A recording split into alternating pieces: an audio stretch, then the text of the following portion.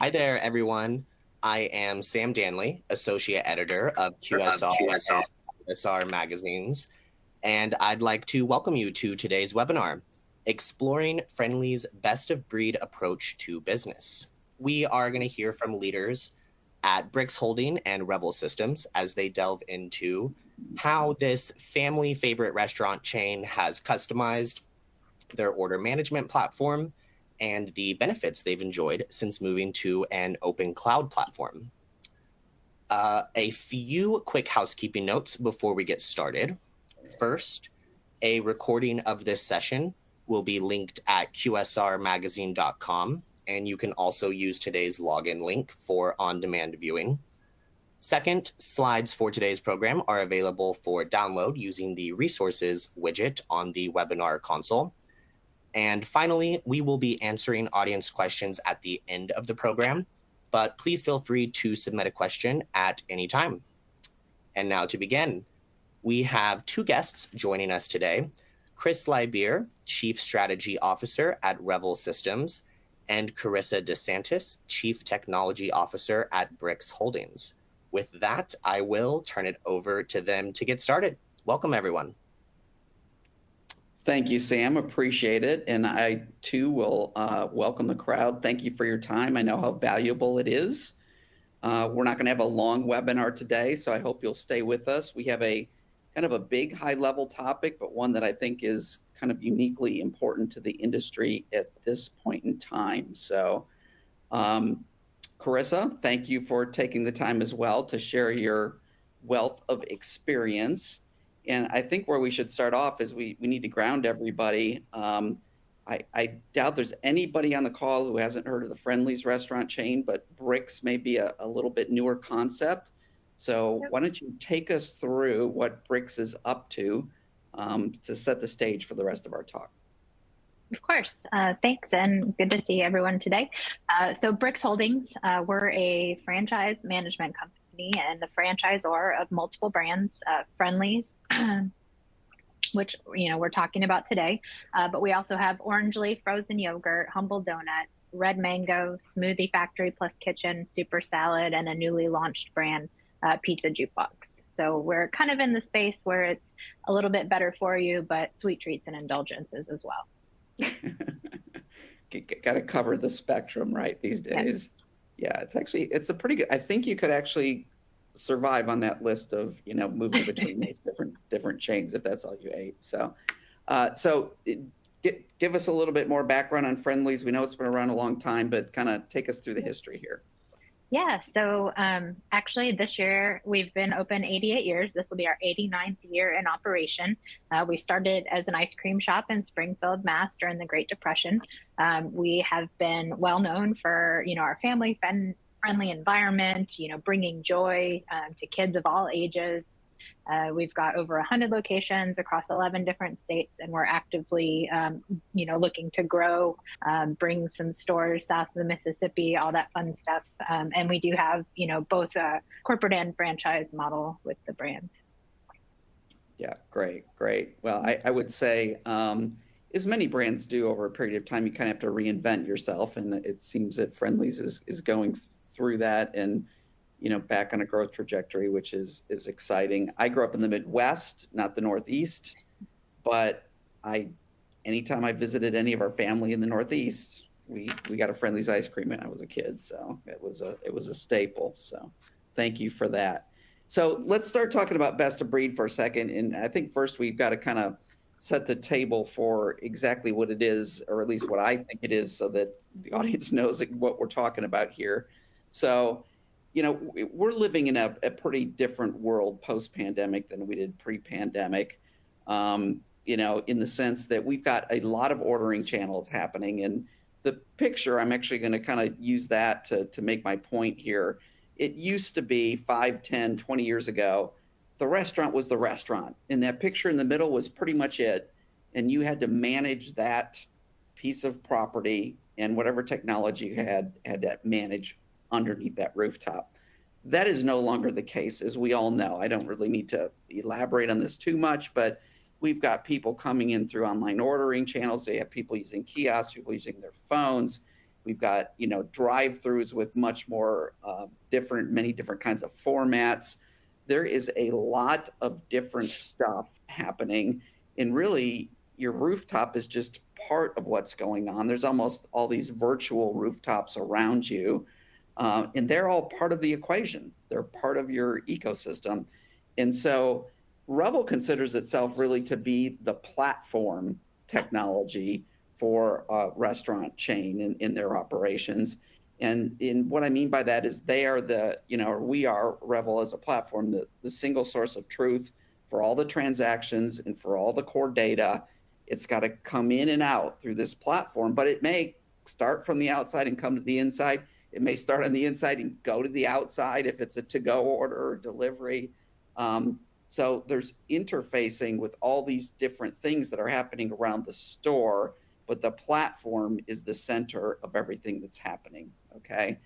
And, what's moving along fairly quickly is each one of these boxes or pictures around the core rooftop has got a set of technology of its own.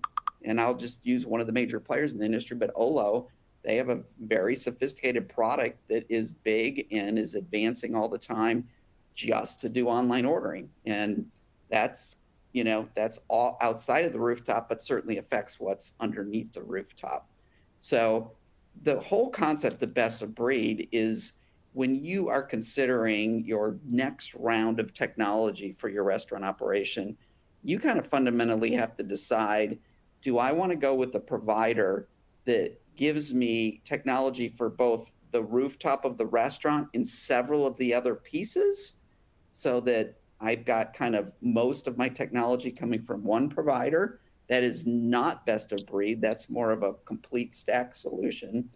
Or do I want to go with a provider like Revel, which is very focused on the rooftop and restaurant technology and the platform that connects everything around it, and then which then allows you to pick all the technologies around the restaurant so that you can choose, who do you want to use for online ordering? Who do you want to use for your loyalty program? Who do you want to attach anybody else into the drive-through technology, et cetera, et cetera. And the reason that's important is, Revel believes actually that there is so much technology coming into play in this market. And I think we're just at the beginning of that cycle. There's going to be even more things in this picture in the next 5 years. And there's going to be so many of them that if we tried to deliver those to our customers, the technology for all the different pieces, we would not be able to do a good enough job with the platform itself. And the platform itself is becoming a very, very challenging thing to deliver because of the scalability it has to have, the ability to connect all these people easily and quickly, and keep everything moving and everything synced. That's a big job in and of itself. And Revel wants to be excellent at that, and excellent at allowing our customers then pick the ecosystem they want around them and pick the best provider for each brand in each one of these categories. We also believe that different brands have different needs, and maybe even Carissa she's got a portfolio of brands. One of her logos might need one kind of loyalty program and another logo might need something different. And we want to allow that to be the case, not everybody locked in on one narrower type of solution. So that's what best of breed is. And if we go to the next slide, we just kind of summarize that a little bit again. So best of breed, ability to choose for those point solutions that are outside the rooftop. And some may be actually even under the rooftop. There may be multiple choice, like a loyalty program that affects underneath the rooftop, but that is not part of the core platform. A best of breed solution has got to handle all the operational complexities that any one of these different solutions needs to do. So the platform's got to be able to interact with them. Their transactions have to work with all these different parties. Not an easy thing to do. And the best of breed folks have got to focus on their core competencies in the platform so that they can deliver them. When you're an all-in-one solution, typically smaller businesses would be more interested in this because they don't have the time or the staff to choose and work on integration and business relationships with best of breed. But they would want to just buy from somebody who's got the core platform, plus loyalty, plus a back office, plus the basic things they need. Sometimes that's more cost effective because they're getting it all from one. And so it's an easier purchase, and it's somewhat less complex to manage one vendor, but you are much more locked into that set of things and really, nothing else. So it takes away some of your optionality in your choices. So if we go to the next slide and think about how things have evolved in this space, as I said, a lot of this has been a rush since the pandemic, but it's been coming anyway. Our cloud solution since 2014, so over the last decade, the number of calls into our platform is up 300%. I will tell you, we really should do this as a graph, actually. Most of the increase is coming in a rush in the last few years. And I personally believe we're going to double this again, like in the next 3 years. And probably in the next 5 to 10 years, it's probably going to be up 10x.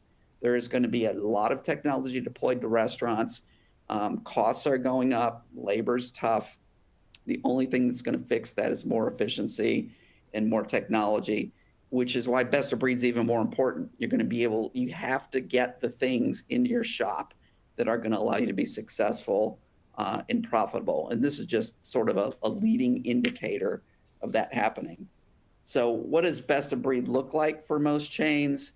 If you see this list here, right here, I'd say the first four are kind of the core things that most everybody needs to make a choice on: loyalty, online ordering, delivery management, and labor management.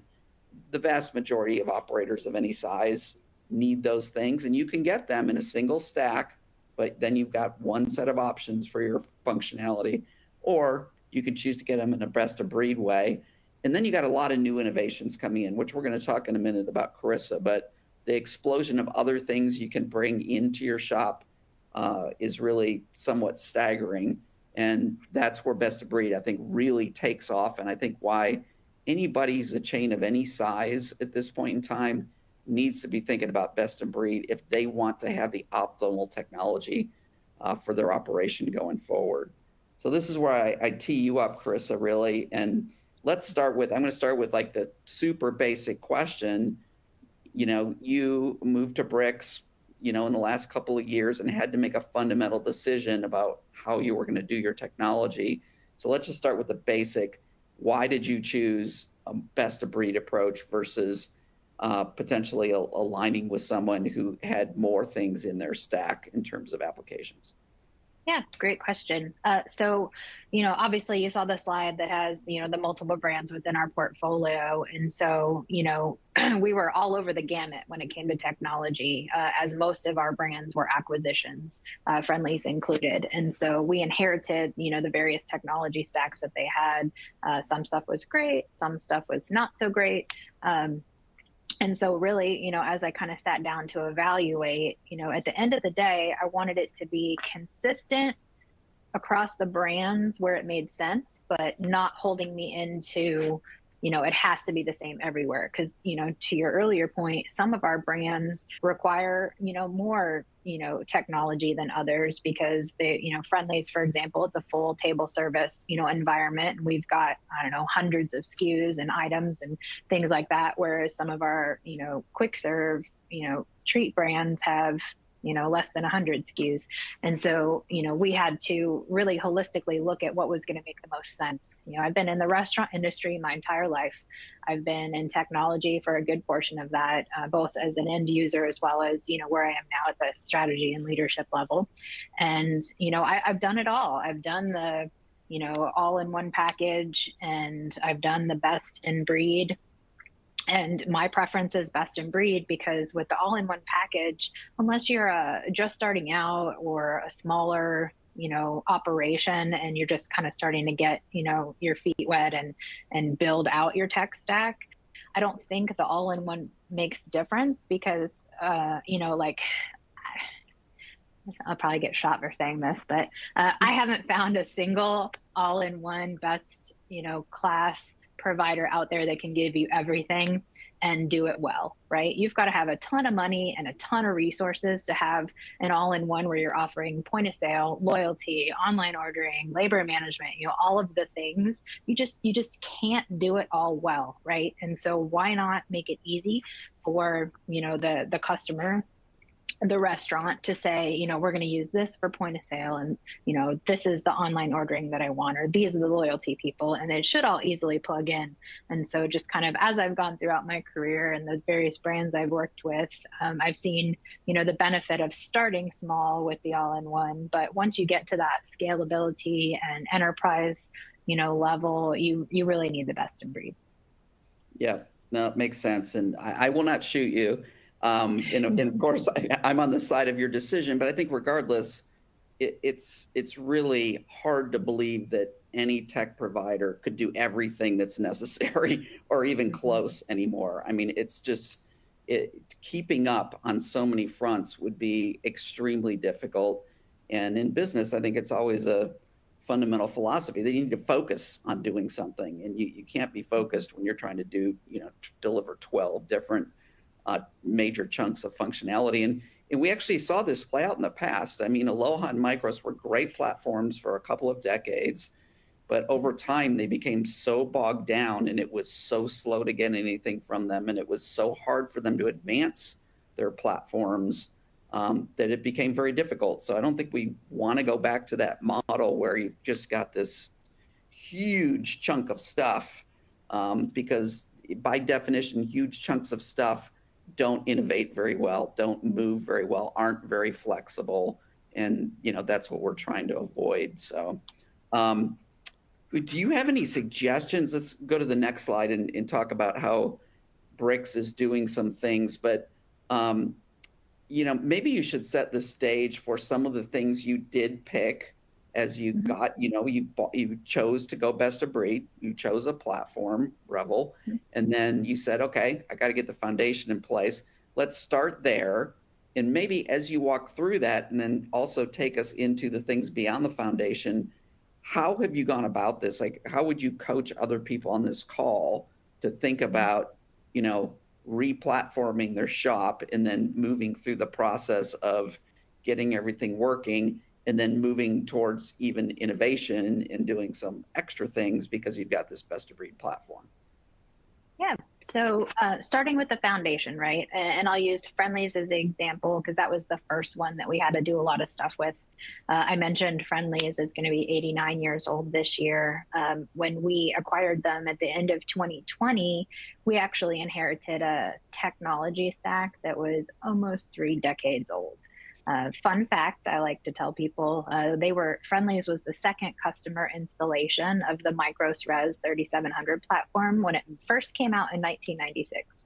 So and I bet that was very cool at the time. Yeah, it was great. And, the company was on the forefront of, cutting edge and bringing tech in. And then just over the years and the various owners and, economic hardships, technology kind of took a back seat. And so, when we acquired them, we acquired a tech stack that was from 1996.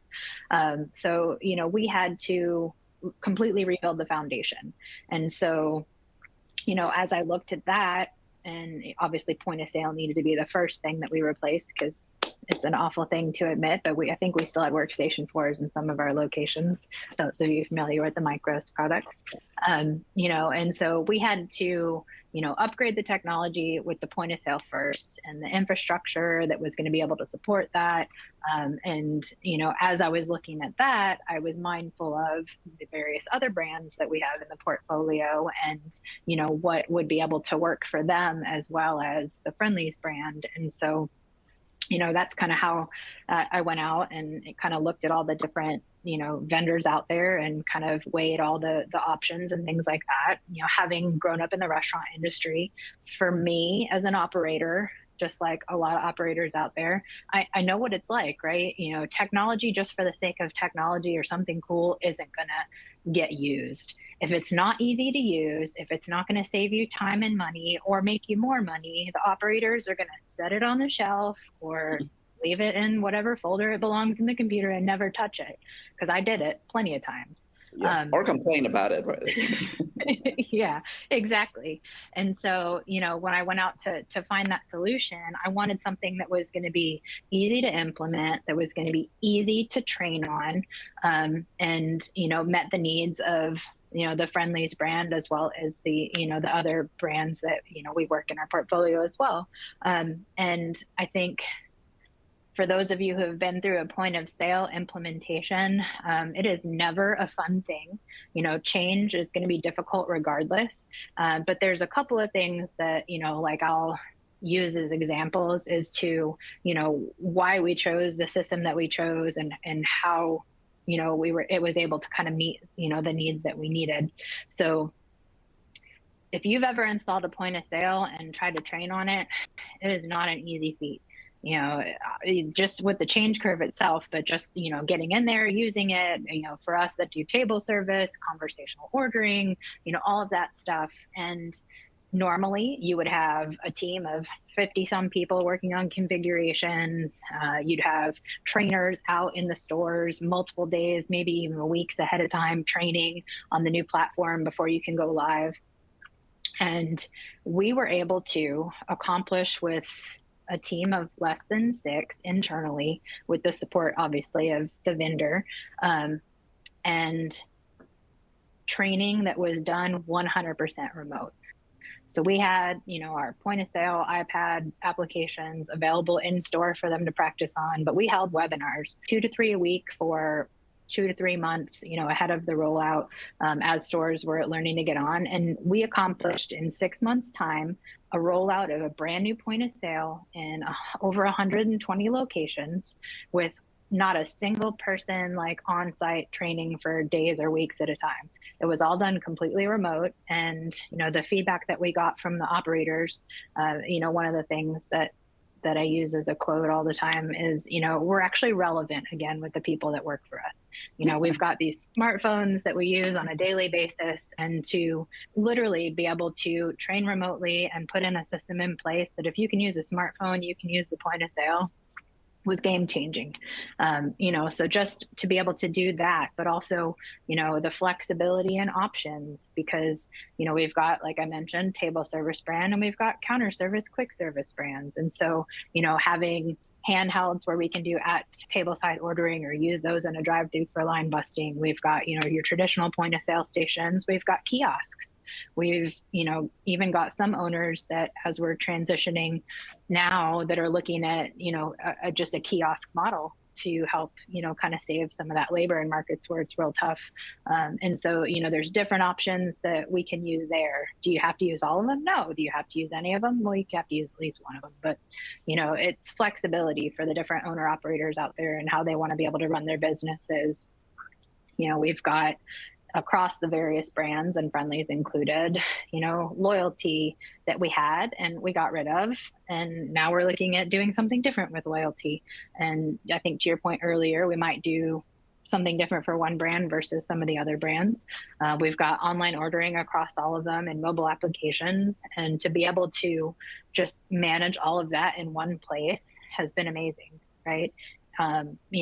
Looking at all the various technologies out there, I think that's what some people hesitate when you look at best of breed approach and say, well, I don't want to have to log into this portal and manage this and manage that and all the things, right?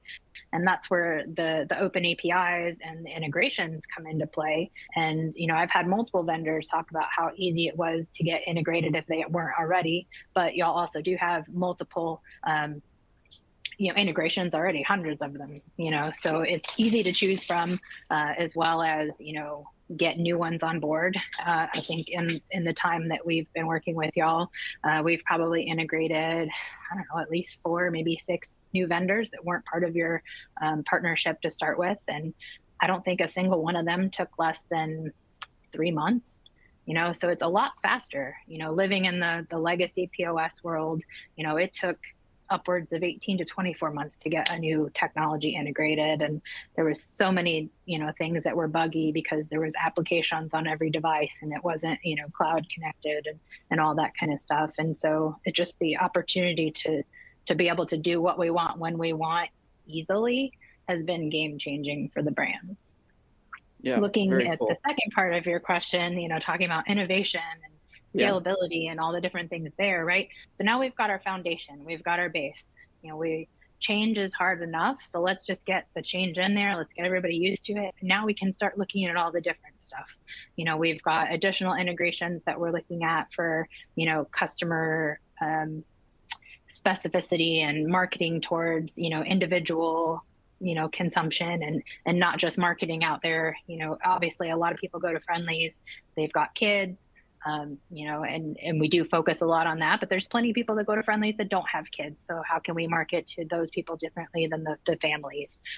We've got some new technology that we've introduced with a brand new brand, that would not have been possible without a best in breed solution, and that's Luigi, our pizza bot. He's a picture of him on the screen there. We installed a robot to not just take care of the mundane, repetitive tasks that is not a lot of fun for employees to do, because he does all of that and he does it well and consistently and fast. But he's there for entertainment too, right? He kind of does the robot when nobody's looking, or when he's not working, and so he's entertainment factor for the customers as well. But being able to easily install that and integrate it into our point of sale, and our online ordering and all of the various things. We've got AI camera technology that we're testing out in a couple of the other brands, because we're kind of doing some revamping across some of the brands in the portfolio, with a new, larger, expanded menu, drive-throughs, different flow of the restaurant, things like that. And so the AI technology can also sync up with the point of sale for making sure that we're consistently making food, that we're not missing things when we bag things up to go. It can identify bottlenecks in the kitchen, but on the front side, it can kind of track the customer journey, whether it's through drive-through or in store, see where they're dwelling, are they reading all of the things that we have, and then ordering them. Like, it's just been unbelievable, the things that you can connect with technology and get additional learnings, and resources. It's been pretty cool. yeah, yeah. And it's fun to watch, both of you guys and some of our other customers trying this stuff. I honestly, we could all bet, like, we could just, like a March Madness pool, which of these things are going to be big and which ones are going to not be so helpful at the end of the day. What I do know is we're going to be trying a lot of this stuff, and the stuff that does work is going to stick and help the industry. And that's where you got to have a platform that in a couple of months' time you can keep trying these things. I just think that's the new world, and I think the successful chains, and there's some examples out there, like with Chipotle and some people who are considered tech leaning, Starbucks. These are the stalwarts of the industry. Now they have huge IT shops where they can kind of drive this themselves, but we need to bring that to everybody else in the market so that you've got choices and that you can use these smaller companies that are doing very cool things, to help the industry. So great stuff. It's fun to see what you guys are doing with this best of breed approach. Hey, Sam, why don't we turn it back to you? Because we really did want to keep this pretty tight on time and see if we got a couple questions we can lob in. All right.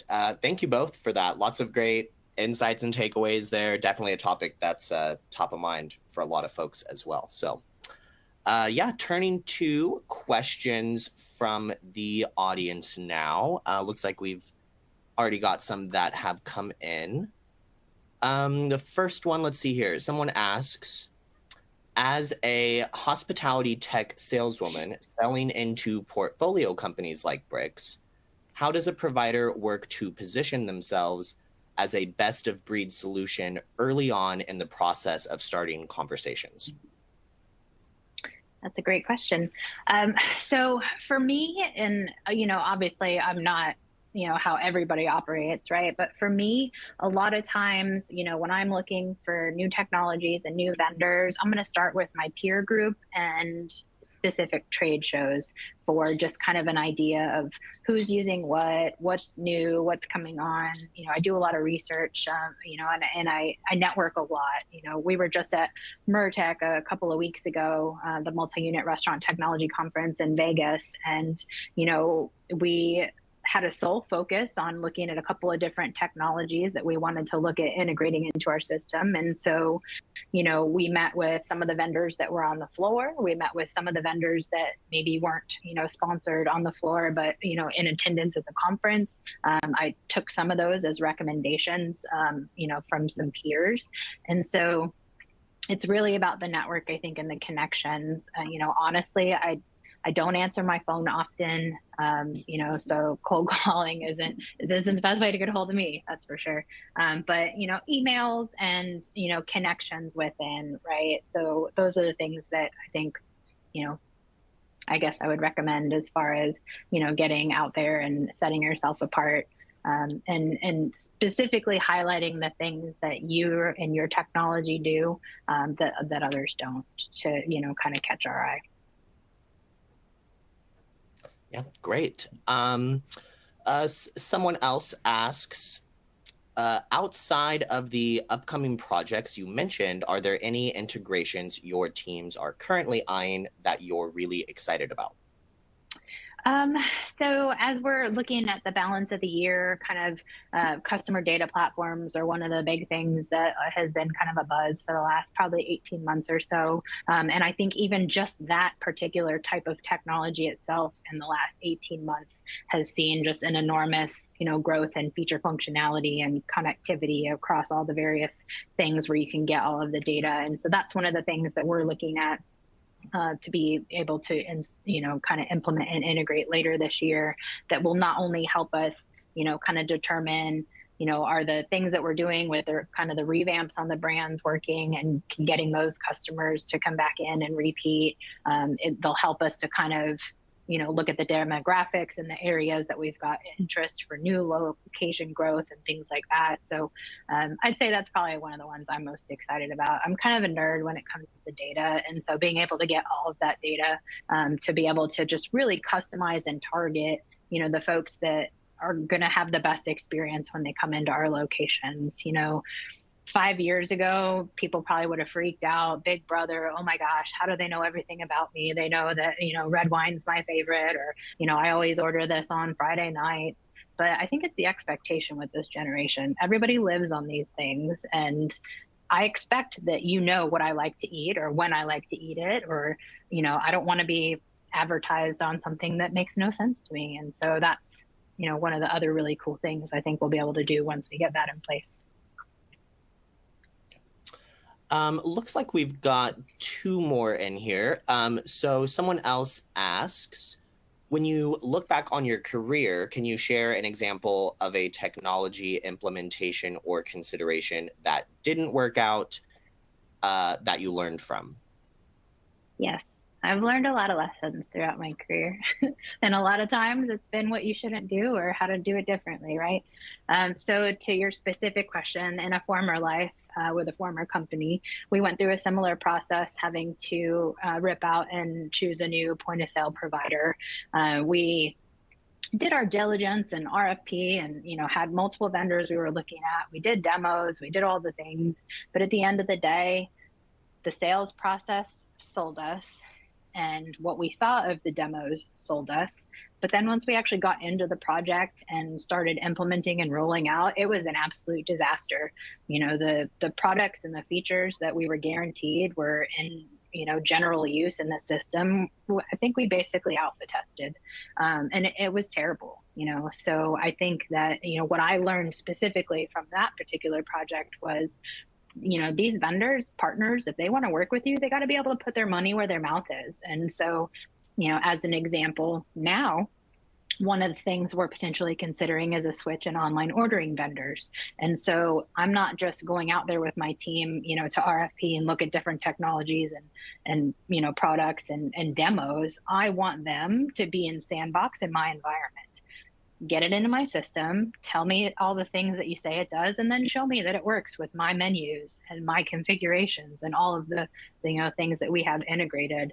And we've been working with some really great potential partners that have been absolutely on board with that. And I think that's kind of the lesson that I learned. And moving forward, never take their word for it, but always get at least something in your environment to be able to look at and see, because you've been burned too many times where it's like, oh, we can do that, or our integration with X and X point of sale is fantastic. And then you get in there and it's not. So. All right. And looks like last one we've got in here. Someone asks, how does the team behind Friendly's parent company, BRIX Holdings, think about technology investment as a whole? Is it prioritized within the organization? It may not have been in the past, but that was one of the reasons that I got brought on. The leadership and the investors and the owners of the company saw what an investment in technology would be able to do for the brand.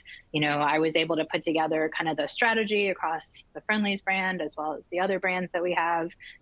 This year, 2 years from now, I'm always thinking out ahead and scalability, and I don't just spend money to spend money. And so, they've really allowed me kind of the keys to the castle to be able to go out there and say, this is what makes sense and this is what the ROI is going to look like. And, they've been very willing to, give me those keys to the castle to go out and show them what technology can do for the brand.